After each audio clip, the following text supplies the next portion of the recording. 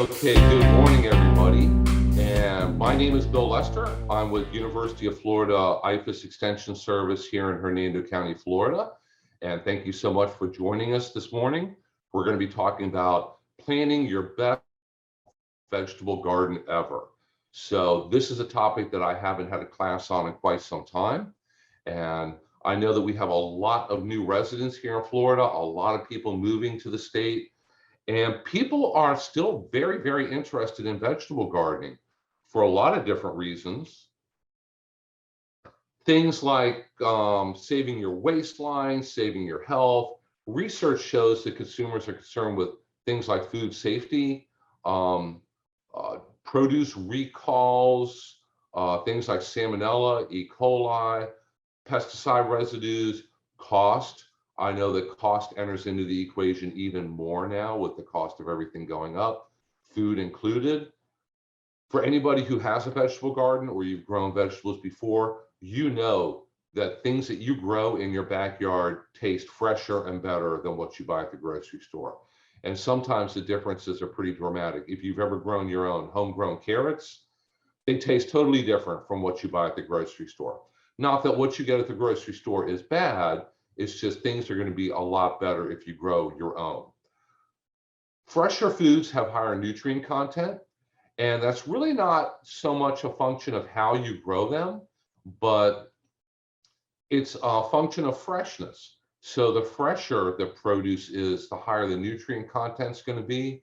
Sometimes you may buy something at a grocery store, and let's say it's out of season in Florida or on the East Coast, and it was shipped here from California, or now with international trade, it may have been grown in Argentina and shipped here, and it was picked days or weeks ago. The nutrient content is going to drop a lot over a long time. So even though we have ways of keeping things edible and fresh, through packaging, through proper temperature, through proper storage, the nutrient content may not be there if it was picked, quite some time ago. And there's a lot of other benefits to having a vegetable garden. It's a great project for children, gives you a real sense of accomplishment. I tell you, when you go out there and you plant something in your garden and you watch it during the season and you take care of it, and the weather is perfect and the rainfall is perfect and everything works out just right, and it comes out, you actually get a harvest of cantaloupes or tomatoes or carrots or whatever it might be, you have a real sense of accomplishment, because sometimes it's not really easy. But we're going to try to give you some tips and tricks here on basic vegetable garden considerations to make it a little bit easier for you. So like I said, vegetable gardening is a great school or family project. We've worked with places like Pine Grove Elementary School here in Hernando County to help put in a school garden there. We still work with Ark of the Nature Coast. We have a vegetable garden there.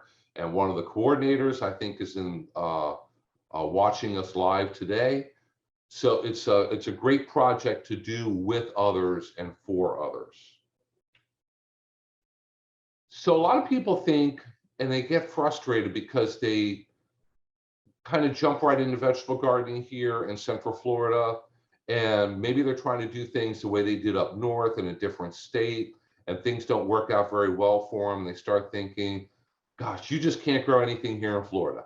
The soil is all sand, and it's hot, and it's rainy, and every insect in the world lives in Florida.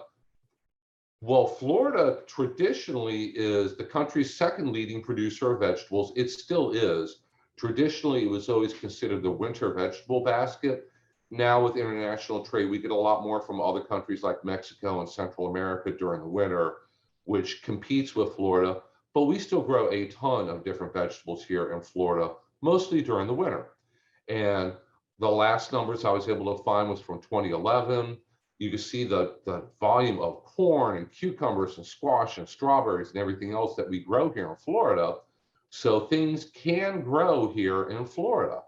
Now, homeowners don't have all the same tools that commercial growers do, things like commercial fungicides and pesticides and things like that. But they do have a lot of options. And if you follow the correct timing and planning, you can have a great vegetable garden here also in Central Florida.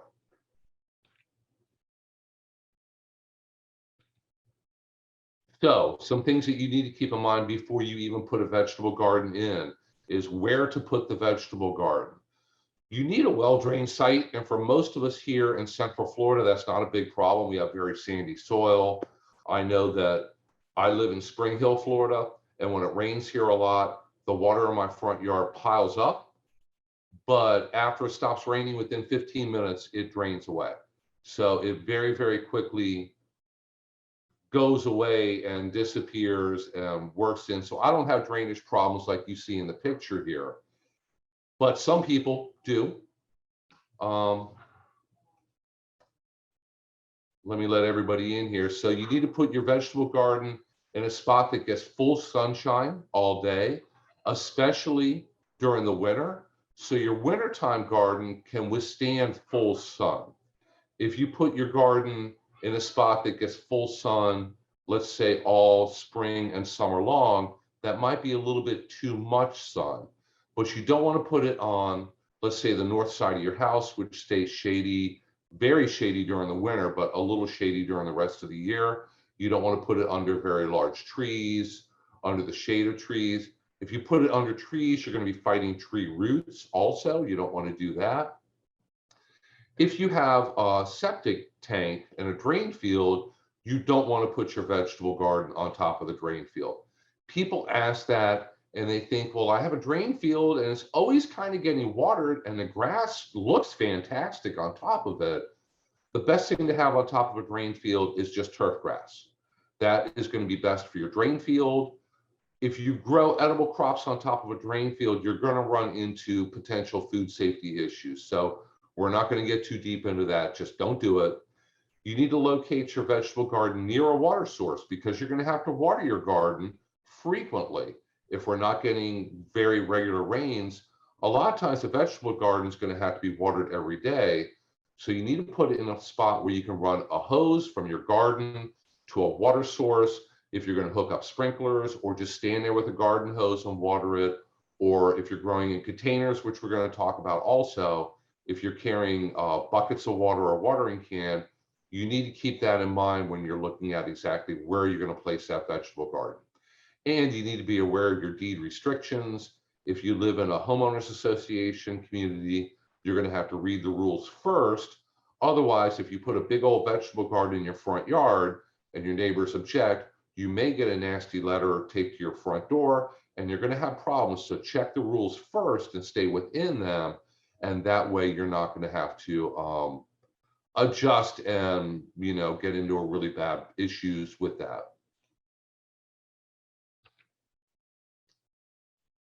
So if you put a vegetable garden in the ground, a traditional vegetable garden, you're going to have to deal with garden soil. And garden soil is a very complicated issue. It has a lot of different facets.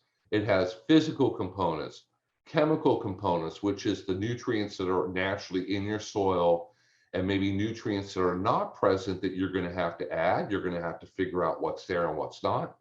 It has a biological component. We have a ton of things that live in the soil in Florida. Everything from good and bad bacteria, good and bad fungi, insects, nematodes. Everything lives in the soil, and everything should be in the soil. In a tablespoon of healthy soil, you're going to have literally millions of bacterial cells. You're going to have nematodes, many of which are very good and beneficial, but not all of them are. Some of them are going to cause damage and problems with your plants. So here in Florida, most of us have sand, but depending on exactly where you live, you may have a good amount of clay in your soil. So that may cause drainage problems. When it rains a lot, your yard might, be really, really soggy for days on end. That's going to be a problem for a vegetable garden. You could have marl, which is a kind of rocky material that's up in North Florida and also in South Florida. You could have rocks. You could have muck, peat. Many of us, especially if you live in a newer neighborhood, may have what was left over from when they were building your house. So if you go out there and start digging in your backyard, you're going to run across soda cans and cinder blocks and wooden boards. Sometimes there's no telling exactly what's out there in the soil. So if you want to try to avoid having to understand your soil and work with it, there are ways you can do that. You can grow vegetables in containers, and that works very, very well, especially on a small scale. So you see in the picture here, these are just black plastic 5-gallon pots that you can get at any nursery. You can go and buy them in a big box store, and you can paint them, you can decorate them, you can make them look very attractive. Black plastic pots aren't the most attractive things to have in your yard, but as you can see from the picture here, that looks pretty nice. And depending on the size of the pot, you can grow vegetables in them. So even in small pots, like a small 1-gallon pot, you can grow individual herbs, a couple of lettuce plants, different greens. In a larger pot, you can grow more lettuce plants, carrots, greens, beans, cucumbers. If you want to grow larger vegetables like a full-size tomato plant, pepper plant, squash plant, or eggplant, you're going to need a larger pot, at least 5 gallons or larger.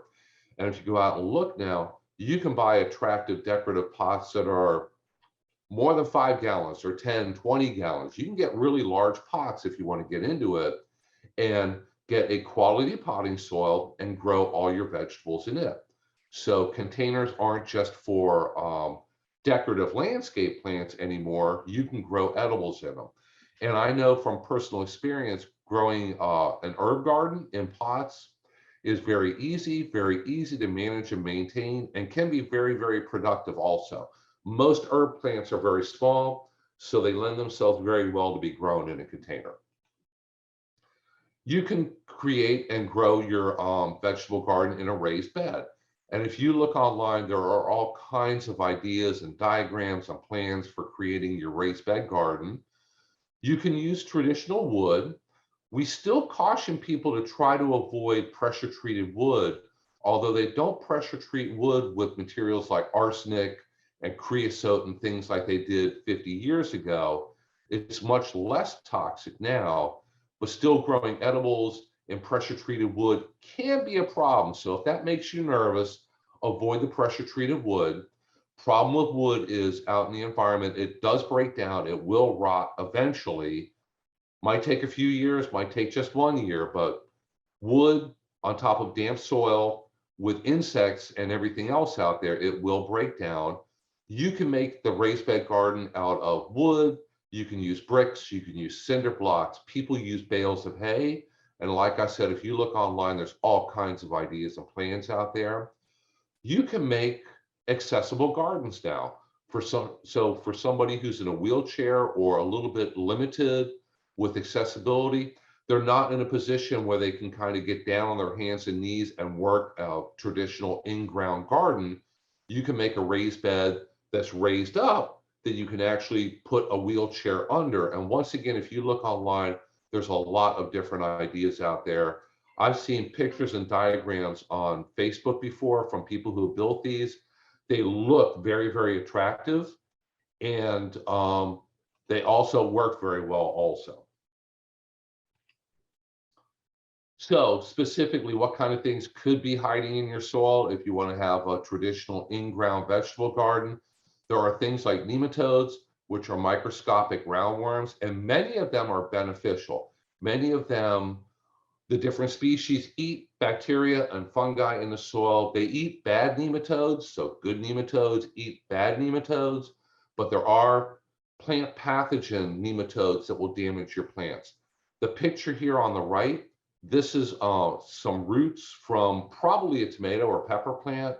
If you've ever grown tomatoes before and the plants eventually decline, they start wilting a lot, maybe they die, you pull them up and you see all these little knobs and bumps on the roots. You probably have root knot nematodes in your garden feeding on the roots, and that's going to be a problem. You can have bad bacteria and fungi. You can have pest insects. A problem with native soil here in Florida is it's very low in organic matter, maybe 1 or 2% at best. For anybody here who might have moved here from the Midwest, like Illinois, Iowa, any of the Ohio, any of the states out there, they have closer to like 10 or 15% organic matter naturally in their soil. So that's why things grow so well out there without you having to do a whole lot to it other than just dig a garden and start planting things. You really can't do that here because even though the sandy soil drains very well, that's really handy when we have a hurricane coming and we're expecting 12 inches of rain. The sand, it does not hold water very well, and it's going to not hold fertilizer nutrients very well, and you're going to have to take steps to help build up the organic matter in it. But we do have a class coming up on October 25th, part of this series, where we're going to be talking about composting for vegetable gardeners. So tune in for that class, and we're going to look at composting, exactly how to make that organic matter much deeper, and give you a lot of tips and tricks on how to do it. So one thing that's a really good idea before you start on any major garden activity or planting is to get a soil test done. So I know that you can contact our office or any extension office in Florida and get information on how to go about submitting a sample of your soil for a soil test. And for the low price of $10, we can tell you the levels of phosphorus, potassium, magnesium, and calcium in your soil pH. If there's a problem with any of that, they do include recommendations. So if your soil is very low on potassium, they tell you how much to add. If your soil pH is really, really low, they tell you how much lime to add to get it back to where it should be for growing vegetables. So the tests do not check for nitrogen, but they do give you recommendations for how much nitrogen fertilizer to add if you're growing vegetables, because something that you have to tell them on the order form is what you're trying to grow. And that way they can look in the big book and they go, oh, okay, you're trying to grow vegetables. The big book says you need this much nitrogen. We're going to give you that recommendation. So it's a really good kind of first place to start. And if your soil is in line and doesn't need any work, that's great. At least you know that going into it. You know that you don't have a major deficiency in one of the major nutrients that you're going to need. So the information that you get from a soil test is also going to help you when it comes time to figure out what kind of fertilizer to add, because now you know what you have plenty of and you don't have to add, and what you might be short on and you do have to add. So really good information, only $10. Contact your local extension office, and I'm going to have my contact information at the very end of this. So if you live in Hernando County, that way you know exactly who to contact.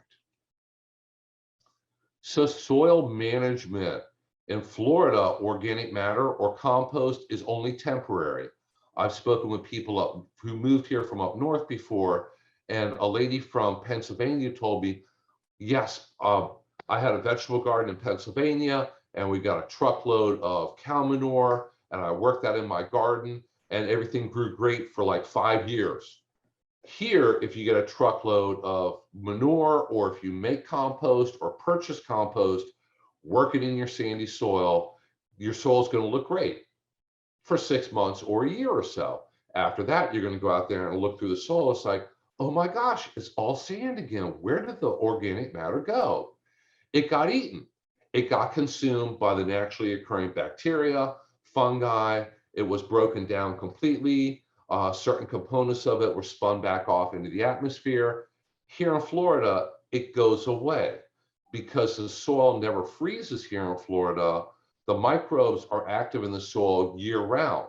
Up north, during the winter, when things get really cold, the microbes just go dormant and nothing breaks down during the winter. So organic matter lasts potentially for years up north. Here, not for that long. So you're always going to be trying to make compost, add compost, build your soil up. And if you sign up for the class, my list here says October 25th, composting for vegetable gardeners. We're going to go into that in much more depth and tell you exactly how to go about make that compost and adding it to your soil to keep your compost, or you keep your soil top notch for growing vegetables. So very quickly, if you're wondering, well, what exactly is compost? That's either partly or fully decayed plant material that can include animal manures. And if you're going to use animal manure, you have to take special steps to make sure that you're using it safely. If you don't, if you're just using raw cow manure, horse manure, or other animal manure, it may contain things like salmonella, E. coli. So you have to compost that correctly. And we're going to go into more depth on that on the 25th. That way you're going to keep yourself and your family safe. But if you're just composting plant materials like grass clippings, leaves, pine needles, tree leaves, trimmings off of your bushes and hedges and things like that, if you're grinding it up, composting it, and working that into your garden, that's generally completely safe. You need to make sure you compost it fully, work it into the soil, and that's really, really going to help build your soil up and add to it in many different ways. But don't ever use things like dog poop or the contents of your cat box or meat or dairy scraps, because those things, even though they do break down out in the environment, are going to be really, really nasty as they go through the process of breaking down. And those are just not really good ingredients to put into your compost bin or compost pile. So using composted vegetation is very, very easy. You can plant cover crops, and we do have a lot of information on that. And we're going to have a class on that again in the future. And use organic mulch in your vegetable garden. So after you plant your plants in your garden, use some kind of mulch, and you could use grass clippings. You can use leaves. I know that I have a cherry tree in my backyard, and the leaves are starting to fall off of it. If you have maple trees and other deciduous trees, those leaves will be falling soon. Don't throw them away. Take those leaves, grind them up, mulch your vegetable plants with them, or put them in a pile and compost them and then work them back into your soil. So don't ever throw away leaves. They're the most valuable component that you can get into a vegetable garden, and you can't go to a store and buy them either. Although if you watch when the leaves are falling, when your neighbors throw away the leaves, go over there and ask them, hey, can you bring the bags of leaves over? I'll make use of them. I've done that before. So also don't use, and we get this question sometimes, can I use the contents of my cat box in my compost bin? No, don't do that. We're not going to get too deeply into why you don't want to do that. That's just nasty, and that's going to be a really serious food safety issue. So if you have a vegetable garden, you're going to have to water it. So for irrigation, if you have a small garden, it doesn't have to be complicated. You can use overhead irrigation. I do. So if you're using it on a small scale, you're watering just your vegetable garden. Obviously, don't run your sprinklers to excess. Don't turn them on and then forget to turn them off. I've done that before. So you don't want to overwater them. Drip irrigation works very, very well for vegetable gardens. So you see the picture here on the right. These are some students at University of Florida at a research garden, and they're planting their vegetable seeds. Can't really tell exactly what they're planting, but you see they have a soaker hose running right down the middle of that bed. So you turn the soaker hose on, and water just kind of oozes out and waters just the vegetables. Doesn't water the walkways, doesn't water the weeds. The weeds don't need any more water. They take care of themselves. And this way you water just the vegetable garden and the vegetable plants without wasting water. That saves water. It saves money if you're paying for your water. If you're on a well, we're still drawing water, all of us, from the same place. So we want to do our part to help conserve water. So when you're watering, you're going to have to water every day initially. Very small vegetables need really, really regular water. When the plants get much larger, they're going to be able to go a little bit longer between waterings, but they're still going to need water on a really regular basis. It's best to water early in the morning, right when the sun is coming up, because that way it soaks into the soil very well. And if you're using overhead irrigation like the picture on the left here, everything gets wet and all your vegetable plants get wet. But if it's early in the morning, that's fine, because the sun's going to come up and everything's going to dry off. If you water in the middle of the night or in the evening, your vegetable plants stay wet all night long, and that's really, really good for diseases and potentially really, really bad for your vegetables. So we always tell people water early in the morning. That way everything has a chance to dry off before noon, and your plants are going to stay fairly dry during the day. We want to try to keep them as dry as we can. Wet leaves are perfect for diseases, and you don't want to encourage diseases. And of course, you need to adjust for rainfall. You need to use some common sense. If it rains, you don't have to water on top of it. You don't have to water while it's raining. You don't want to do that. So you need to adjust for rainfall. So drip irrigation, there are so many different systems that you can go to a big box store or look online that have just little sprinkler heads, little emitters. They could be drip emitters. They could be small sprayers. You run the micro irrigation lines through your garden and plug things in. A lot of options out there. So you don't have to stand there with a garden hose. You can automate things so that all you do is turn the water on, everything waters, turn the water off, and you're good to go. So what kind of vegetables should we plant and when? And here in Florida, timing really is everything. Timing is the most important thing. So we need to talk about the difference between cool season vegetables and warm season vegetables. And we want to be planting the right plant in the right place, but also at the right time. So here in Florida, from June to August, it's just too hot to plant most things. There are some things that you can plant in the heat of summer, and we're going to touch on a couple of them, but obviously we're going into fall and winter now, so you don't want to plant them now because they like the heat, but they don't like the cold. And here in Central Florida, we will get some cold weather. I can pretty much guarantee you that we're going to get at least one really cold night during the winter here in Central Florida. So from June to August is just too hot to plant too much of anything. And weather is going to be a major factor in your success in the vegetable garden. And we can't control the weather. Most times we can't even predict the weather very well. So some winters we have very, very nice weather that's ideal for growing vegetables.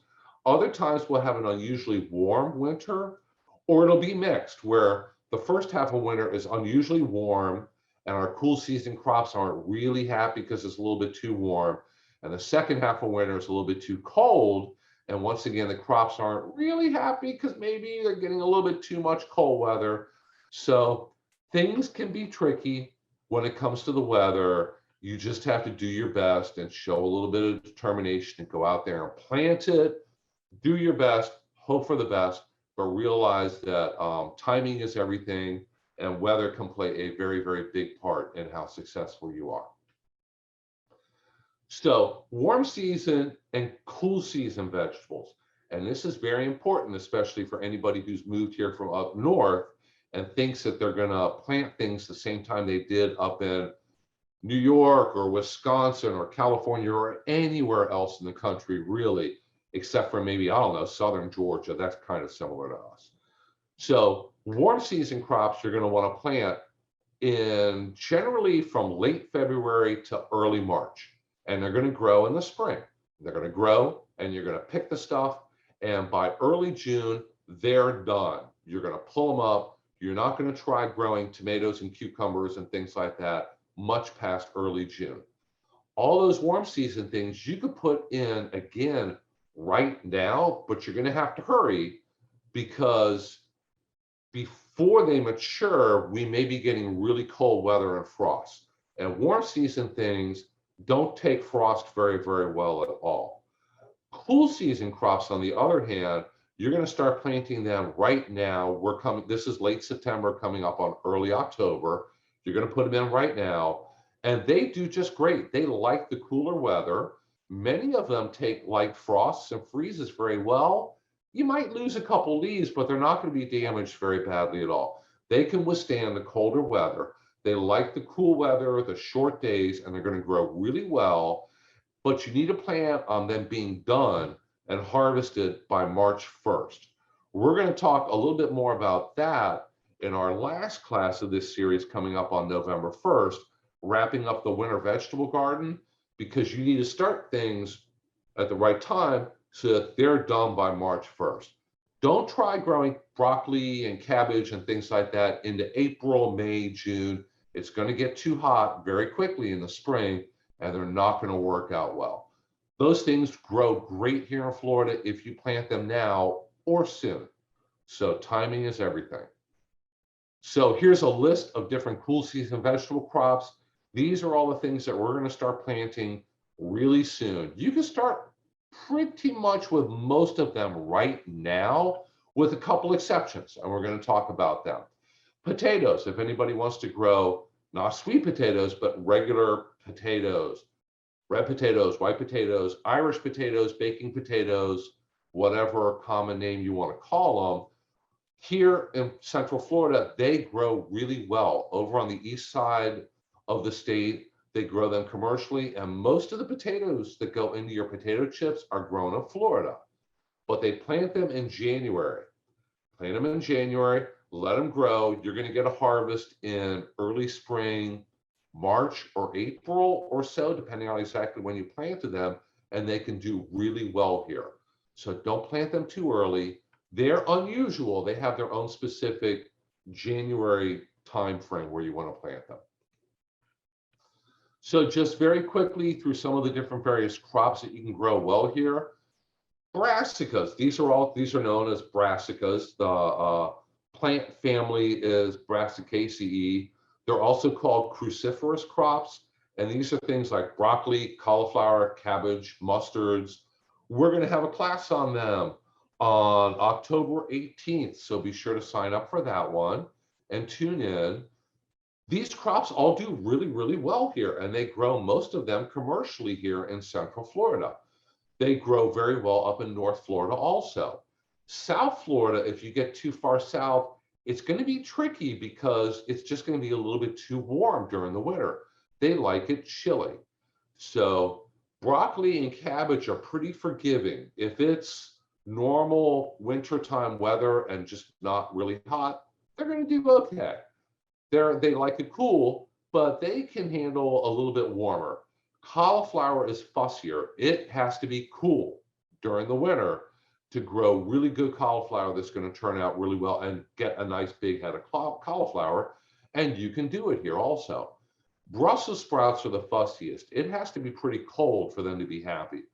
People up north can grow Brussels sprouts great because if they grow it where it goes into a cold time of year up there, Brussels sprouts love it cold. It can even snow lightly, not really heavy, but snow a tiny bit on Brussels sprouts, and they're fine with that. They don't mind the cold weather at all. So here in Florida, they're going to be the trickiest of these. Like I said, we have a class focusing on just these, everything you need to know about them, the specific diseases and insects that they have, because they're all in the same family and they all share the same problems. And you're going to grow all of them basically the same way. They're not all that different from how you're growing them. And if you haven't tried growing broccoli or cabbage here in Central Florida, go ahead and give it a try. I've grown broccoli before and it was really easy, and I got a lot of broccoli off of it. But once again, let me remind you, you have to do it at the right time of year. Onions grow really well here in Florida. Think Vidalia onions. Vidalia onions are a specific type of onion that's called Texas Grano onions. And there's a lot of different varieties of that. You may see Texas Grano 123 or Texas Grano 672. There's usually a number associated with it, or just Texas Grano onion seeds. Those are the ones you want to plant here in Florida. You plant them right now, and they take a long time to grow. They take about 100 days to grow. They're going to grow during the winter, bit by bit. They're going to get bigger and bigger and bigger. When we start to go into spring again, they sense the days are getting longer, and that triggers them to grow quickly and make big onions. And by when do they harvest them here? Usually around Easter. So let's say April-ish. By April, you're going to have nice big onions that look just like Vidalia onions that you buy at the grocery store in the spring that are grown up in Georgia. So they can do really well here. You're going to pick them in the spring. They do take a long time to grow. You can start the seeds, if you're starting them from seeds, as early as mid-August. But onions and even green onions grow very, very well here during the winter. But you don't want to plant them from spring to summer here because the heat just tears them up. They don't do very well in the heat. Leafy crops, and we have a class coming up on these on October 11th. So be sure to sign up for that one and tune in. During the winter here, you can grow just a huge variety of green leafy crops, and that's all different types of lettuce, leaf lettuce, little Boston head lettuce, bib lettuce. The one that does not do well here in Central Florida is iceberg lettuce. So the iceberg lettuce, the heads of lettuce that you buy at the grocery store, it's really difficult to get them to make an actual head of lettuce here. You can do it. It's just, it's iceberg lettuce. It's not even very nutritious for you. If you look in seed catalogs and see all the different options you have for all the different types of lettuce that you could grow here, don't even bother with iceberg lettuce. The different leaf lettuces grow very well. Romaine grows very well here. It's difficult to get a really, really big bunch of romaine like what you might buy at the grocery store, but you can grow a ton of baby romaine, and they have green and red and speckled, all kinds of different varieties to pick from. You can grow Swiss chard here if you've never tried it. It's kind of unique. It grows like a weed if you grow it during the winter here in Central Florida. Spinach, you can grow. Spinach likes it chilly. So if you try planting it too early, like right now when it's still pretty warm out there, it's really difficult to get it to germinate.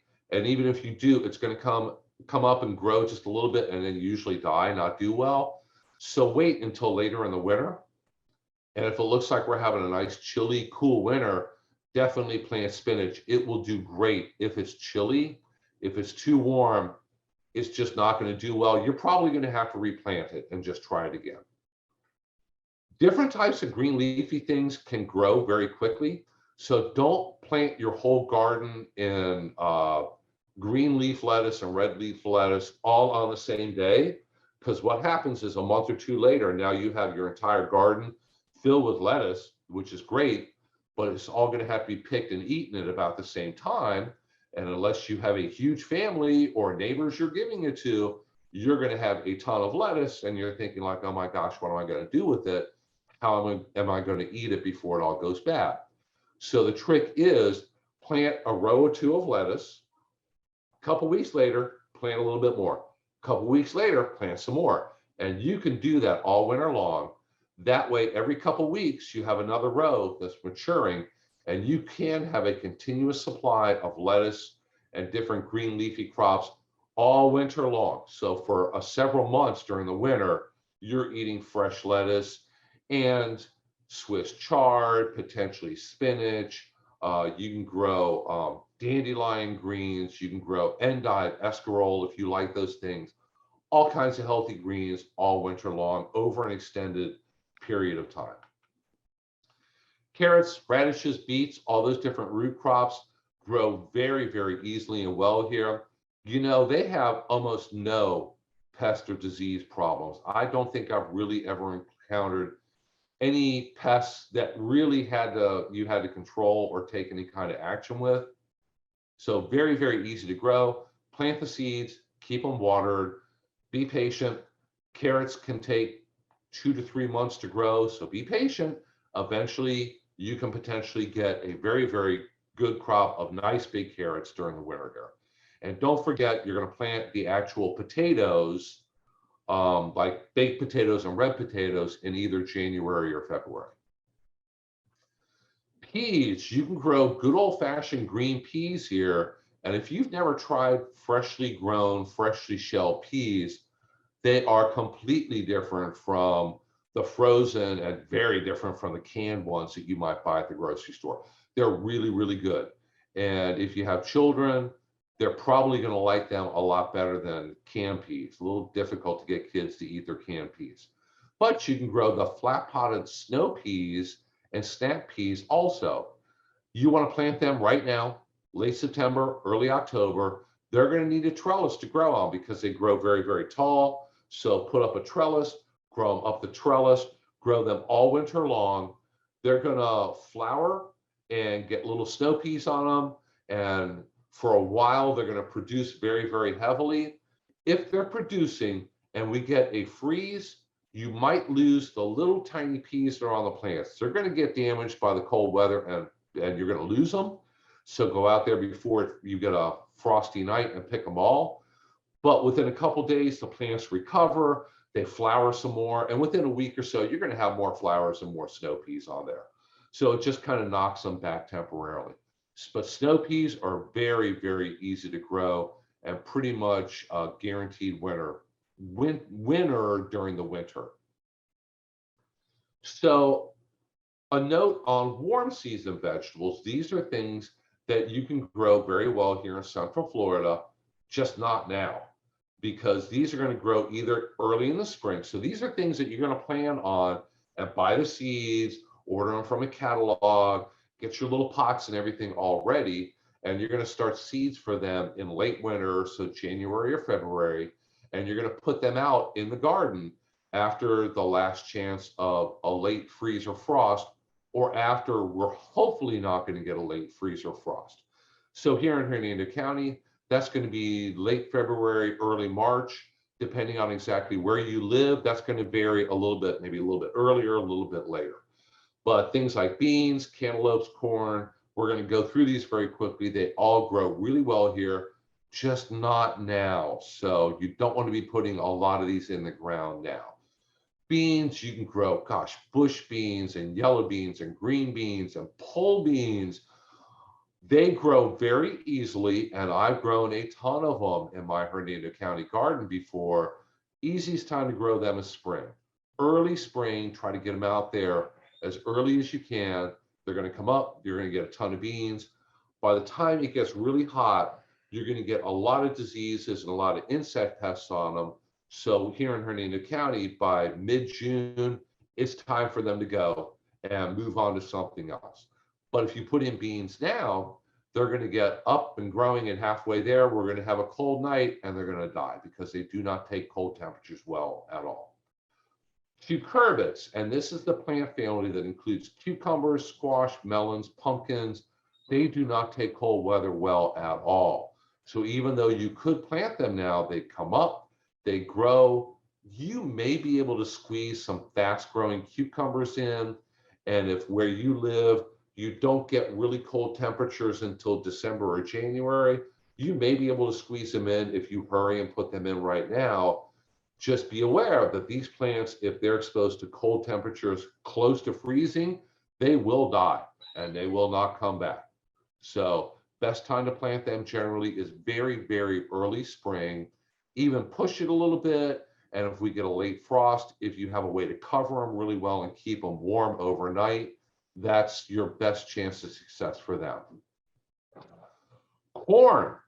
Corn, we grow a ton of here in Central Florida. Zellwood corn, and we have U-pick corn operations here in Hernando County and all over Central Florida.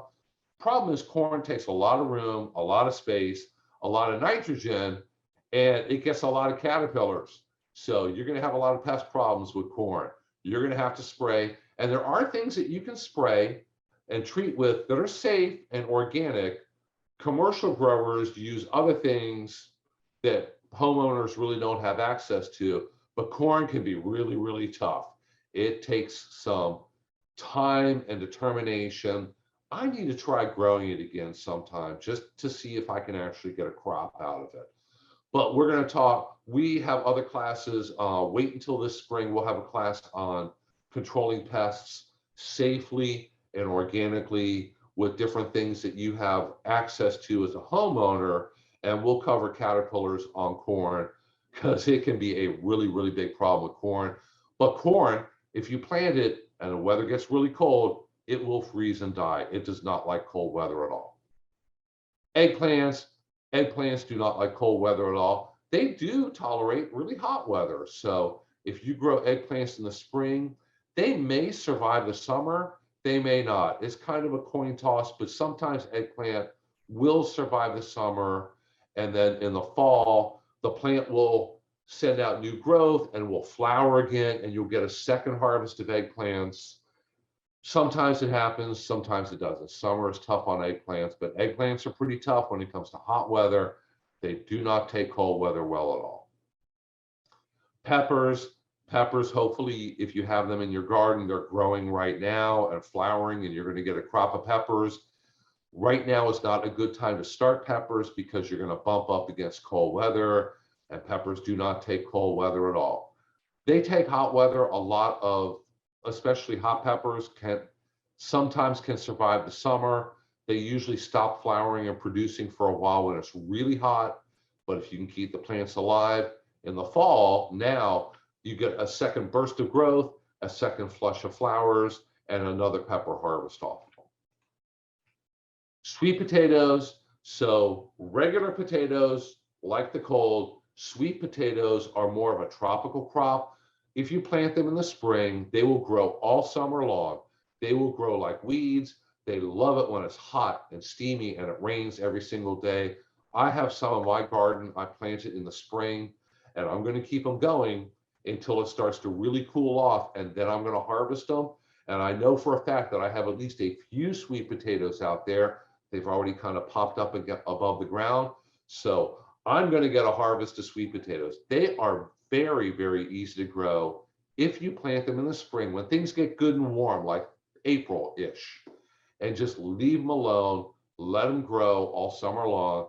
They will spread. They'll take over your backyard if you let them, and that's fine. They're really, really no maintenance crop. You don't have to do much to them other than water them when it's dry and let them grow. In the fall, go out there and dig them up by hand, and you will find some sweet potatoes out there. Tomatoes grow just great here in Florida if you grow them at the right time. If you have tomato plants up and growing and flowering right now, that's perfect. This is a great time of year to be growing tomatoes if you're going into harvesting them. You don't want to be starting tomatoes and putting them in the ground now because they will bump up against cold weather, and tomatoes will freeze and they will die if they're exposed to a frost or cold weather. The morning after, the whole plant will wilt, all the tomatoes will fall off, and your tomato plant will die down to the ground if you have a frost and they're growing in the ground. But if you're growing them in containers and you have a way to drag them inside, in the garage, into your house, up by your pool lanai where it stays warm, you can grow tomatoes in the winter, but you will have to keep them warm. They enjoy warm, sunny days, which we have a lot of during the winter, but they will not take cold temperatures at night.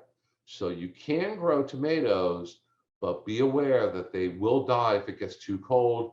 And if you put them in the ground, if you have a way to cover them and keep them warm, that works. Otherwise, tomatoes right now is probably not the best time of year to put them in. So when it comes to controlling pests, we have an entire class on that next Tuesday morning, October 4th. Free class, registration is free, so go ahead and sign up for that one. But just a big picture idea with controlling pests in your cool season vegetable garden, it's a lot easier. There are still insects out during the winter that will chew up your vegetables and damage them, but not as many. So they're a lot easier to identify, a lot easier to control, and you have, fewer suspects that might be damaging your plants. And there are plenty of very, very safe and effective and easy to use controls out there. We're going to talk more next week about an integrated pest management plan and how you want to look at controlling pests. You don't want to just let your vegetable garden kind of go rogue and go wild, and you walk out there one day and everything is eaten up with caterpillars and all the plants have spots on the leaves and they're all falling over and wilting. Because if you call me then and send me pictures, there may not be a whole lot I can recommend for you. It might be too late. So we're going to go out there and keep an eye on our garden and check them frequently and figure out what the problem is and take steps early and be diligent. And that way you have very, very few problems. And remember, there's really no silver bullets out there. People will contact us. What is the magic spray I can get a bottle of? And if I use it, all my problems are solved. My insects, my diseases, everything is all gone. It's not that simple. We have to identify what your problem is first, then figure out what you're going to do to control it. You have to take those steps. Then you have to reevaluate it, make sure it works. If it didn't work, we need to figure out why it didn't work. Do you need to treat again? What do you need to do? It's a process, and it's very, very doable, but it takes a little bit of effort on everybody's part and learning. And that's what we are here for. We're going to have a class on just controlling pests next week. And that's going to cover plant diseases also. This is a broccoli leaf right here. And this is not how a healthy broccoli leaf should look in your winter vegetable garden. Broccoli and cauliflower and cabbage do get a couple of fungal diseases, but there's ways to avoid them. There's different things that you can spray if you have to, and we're going to cover all that in depth next week. So fungal diseases, you're going to try to your best to avoid them, and that you can do through proper irrigation, sanitation, planting the right varieties, planting things at the right time. That's a really good way to avoid a lot of disease problems. And we're going to take, what's that old saying? An ounce of prevention is better than a pound of fungicide, basically. So thought for today. But we're going to go into that much more in depth next week. So with that, if anybody has any questions, here is my email address, wlester@ufl.edu. So if anybody has any questions down the road, if you need any help with your vegetable garden, let me go ahead and get out of screen sharing here and close this off and find my way back. Okay, hopefully everybody can still see and hear me okay. Let me go ahead and go to the chat box and answer a couple of questions here. So if anybody has any questions, go ahead and put them in the chat box. If you look at the bottom of your screen, the little box that says chat, click on that, type your questions in, and we'll start going through them. So I see that we have people here from Lakeland, Brevard County, Daytona Beach, Hernando, Floral City, and Citrus County. So most of what I said today would apply to everybody who lives in those areas. Like I said, if you live much further north of us or much further south, your timing is going to be a little bit different. So we do have vegetable gardening guides from University of Florida. They have planting calendars, and we can give you information on specifically when to start things depending on where you live. But Stephanie says, I have a bed with what appears to be root knot nematodes. Is there any way to plant anything in it this fall, or should I leave it empty or solarize it? Root knot nematodes are a very common pest nematode species. And what they do, if you remember back to that picture that I showed of the tomato plant roots, if you pull a plant up, and nematodes feed a lot on things like tomatoes and peppers. They love okra. Okra is their all-time favorite host crop for root knot nematodes. And if you grow okra and you have root knot nematodes, your plants are going to wilt and die. And if you pull them up, they have zero roots. It's like a stem and all the roots are gone. So don't try planting okra if you have nematodes really bad. Nematodes become much less active in the winter. So as things cool off, even though the nematodes are still in the soil, they're less active, they're going to cause less damage. There's very, very few ways for homeowners to get rid of nematodes. There is no chemical treatment that you can, buy a bottle of and apply to the soil or spray on your plants that's going to control nematodes. Solarizing in the heat of summer is a really, really good idea. So solarization, if you're interested in look up online, just Google University of Florida soil solarization. We have guides on that. But basically what you're doing is during the heat of summer, you take your vegetable garden, cover it with clear plastic, pull all the plants and weeds and everything else. So bare dirt, cover with plastic, let the sun shine in, and it's going to heat your soil. Your soil is going to get really hot.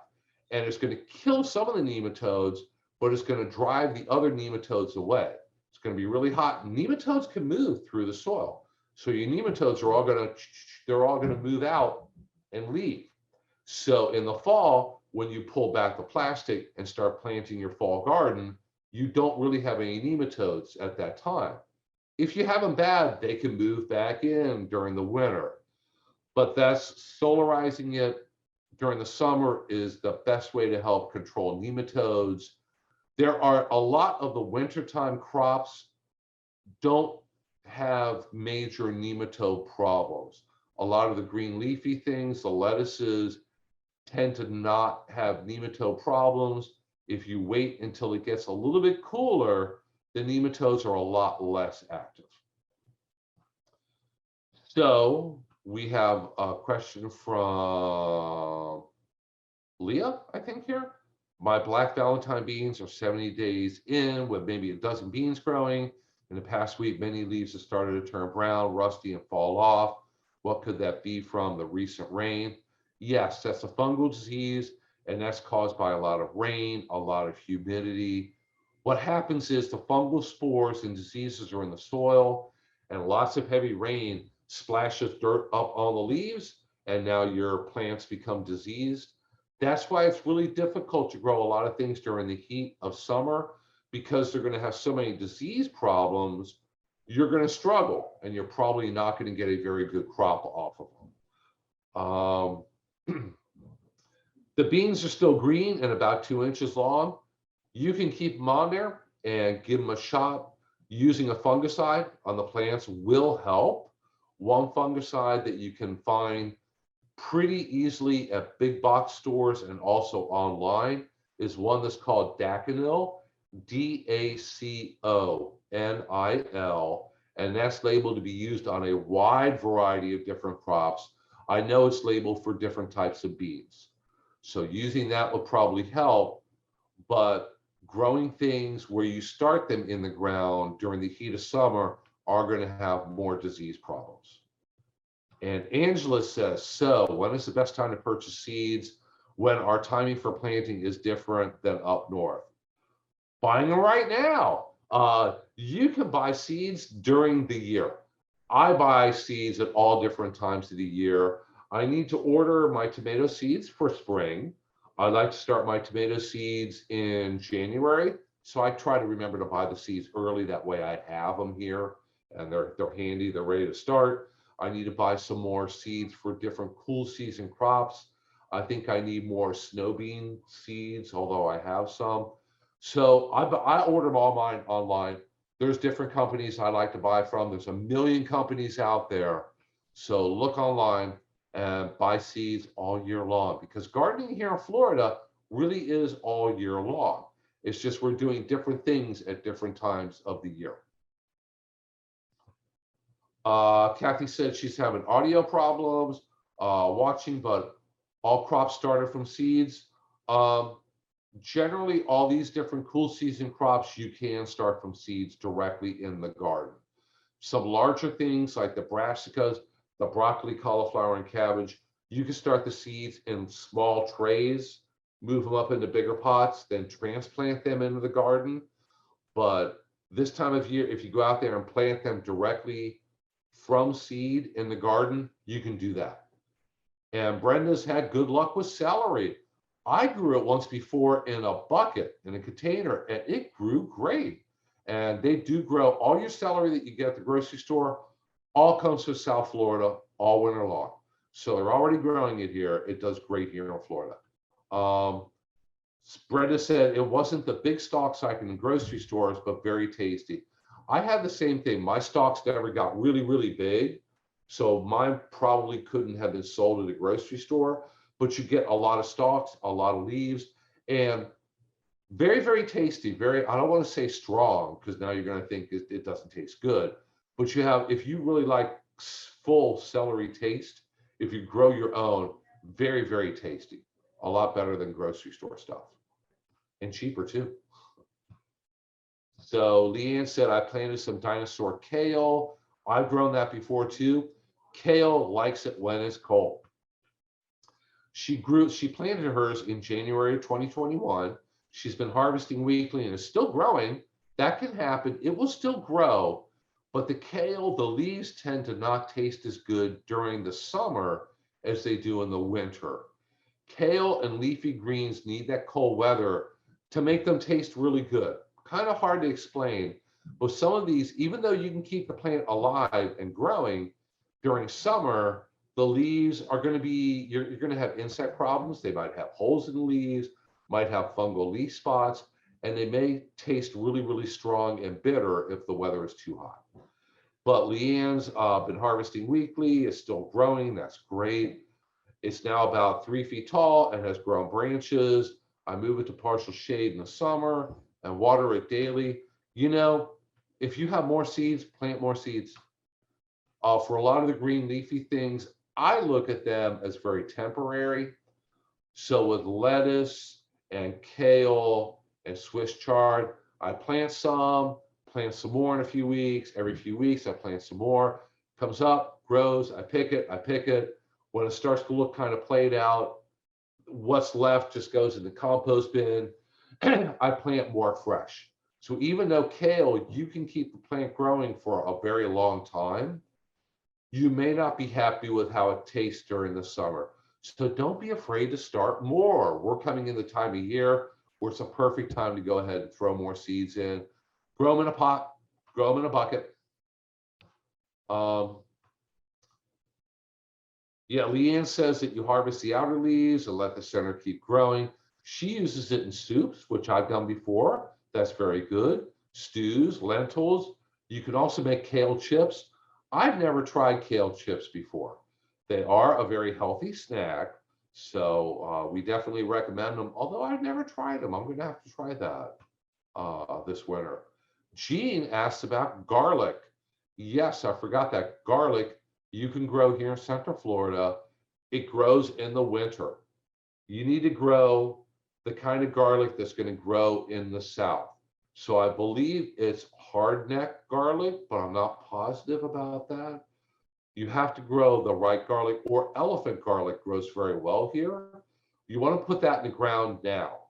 Leave it alone, let it grow all winter long, check it in the spring, and hopefully the garlic has grown and you can use the green part. Very, very tasty. Soups, stews, used in a lot of different recipes. And hopefully that little garlic bulb that you planted has grown into a big garlic bulb, and now you have a lot of cloves that you can break off and harvest and dry and use during the year. Angela, you're very, very welcome. We need to wrap it up in just a few minutes here. Bobby says they need to get the art garden going. From the pictures I see of the garden out there, it looks great. Please be sure to keep sending us more pictures. We love to put them on Facebook to let everybody know how you're doing out there. Shannon said, I planted my sweet potatoes in bags this year. That is really smart. That works really, really well. What that is you have grow bags. If you plant sweet potatoes in it, they grow, the vines go all over the place. In the fall, when you're ready to harvest it, you take that bag and you dump it upside down. And all your sweet potatoes just spill out on the ground, undamaged. You can gather them up. Super simple. Bridget says she has a nectarine tree that has a borer. They are a problem here. Anything I should do in the fall or have to wait for in the spring? Bridget, if you send me an email, I could send you some specific information on borers and what to look for and how to control them. Borers, uncontrolled, can definitely kill a peach, plum, or nectarine tree. Lee, glad you could join us. And Lee lives down in South Florida, so her timing is different than ours. Great to see you here. Stay safe down there with the storm. Rose lives in a tropical country, and I planted an apple tree. That's going to be tough because apples don't like tropical weather and tropical temperatures. So for any kind of fruit tree, you want to be very, very careful that you match up what you're trying to grow with exactly where you're trying to grow it. So we need to wrap up in about a minute or so here. So soft neck garlic. Oh, say somebody corrected me and said soft neck garlic. If you look up University of Florida information on growing garlic, It tells you the varieties are going to do best here in Florida. Other types of garlic grow great up north. You need to get the kinds of garlic that are going to grow well down here in the southern part of the country. So, guys, thank you so much. Really appreciate everybody tuning in with us. Everybody, please stay safe with the storm coming and go ahead and start getting everything prepared for that. And please don't forget to sign up. We have 5 more classes coming up the next 5 weeks in a row where we can be together and talking all about what to grow during the winter here, how to grow it, how to deal with pests, how to make compost, and how to basically end up with the best fall and winter garden you have ever had. And if I am able to get it out there and spend some time in my garden, hopefully I'm going to have my best garden ever. And I'm going to start taking a lot more pictures and shoot short videos and do little tutorials to share them on Facebook with everybody, because ultimately we're all going to learn how to do this together. So once again, thank you so much for tuning in.